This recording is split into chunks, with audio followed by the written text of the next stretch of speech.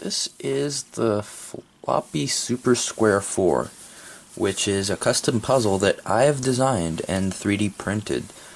The cut pattern is based off of the earlier Square-4, which I've made a video about, and which was designed by Dario and Nico of ND Puzzles. And the circle part comes from the Super Square-1.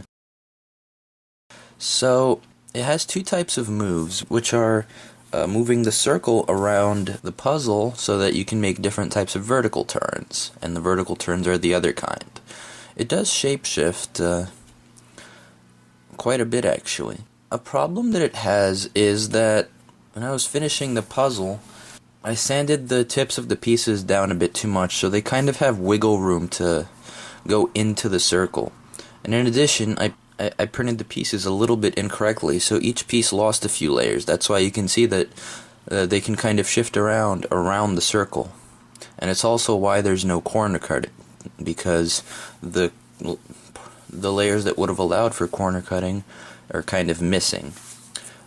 I do have some exciting news, which is that this puzzle might actually be sold at some point.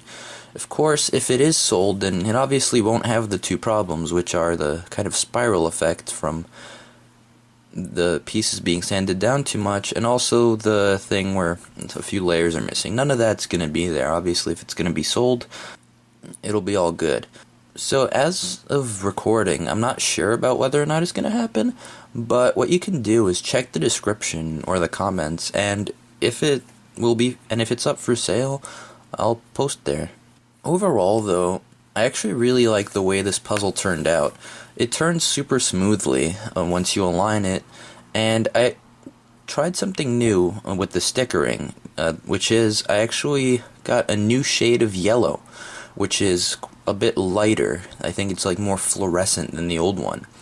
And I think the new yellow stickers actually look much better than the old ones, which is a good change. I'll probably be using the new ones from now on, and maybe save the old ones for like 12-sided puzzles or something like that. So anyway, that's how this puzzle turns. Now I'll scramble it and show you a solve.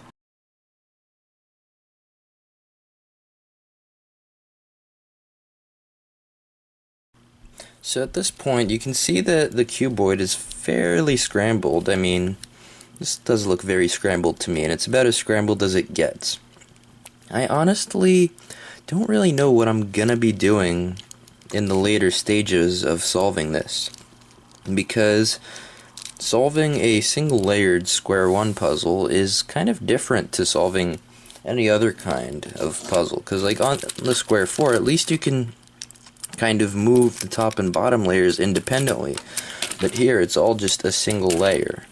So I mean, there are some basic moves I can do, like, so let's say I want to move this to here. I can do that by first bringing this down like that, and then shifting the circle over one like this, and then turning it like that. And you can see that it's now here where it used to be here, but that shifts a lot of different things around, so I don't know if it's going to be too effective. But I am just going to kind of work through it and see where I can get. And once I found something that I think kind of works, I'll tell you. So this is the piece I was working with earlier. I just moved it from this area to right here. What I've noticed actually is I can use this kind of half turn to kind of swap positions. So it's like I can put this piece here and this piece here, vice versa. I could put this piece here, and then what I can do is actually move it next to the other pieces it's supposed to be next to, because it's now in the correct line for that. So once I align this puzzle, come on, and turn it, you can see that these three pieces are actually where they belong. So I'll see if I can kind of swap pieces and then put them in the right location. So I've gotten this piece from somewhere around here. I essentially swapped it around a bunch of times and then put it into here, which is interesting. It makes me think that these pieces can be permuted just by swapping them in different ways based on where this halfway point is. But I don't think that'll be that useful for the last couple of pieces, unless they somehow just fall into place. So I've solved all of the kind of orange side by now, if we can even call the pieces of this puzzle sides. So I guess from now I'll just continue kind of building more pieces around, but I still don't know how I'm going to switch around the last few pieces, if such things will be necessary. So you can see I've worked on it a little bit more. I've gotten this green piece here and this green piece here. But what I do want to say is that this puzzle actually gets more scrambled than I expected it to. I mean, look at this white piece. If you just try to put it in like either this way or turn it one notch over, it's not going to just go in, so the pieces do actually swap around quite a bit. However, we'll see. I'm not going to tell you too much about what exactly I'm doing because my method might not be the greatest, and honestly, this is my first time solving it. I might not even know too much about what I'm doing, but we'll see. Right now I'm going to try to kind of build more green pieces here. So you can see that I've gotten a lot of the green side together, and I also accidentally got this blue piece in.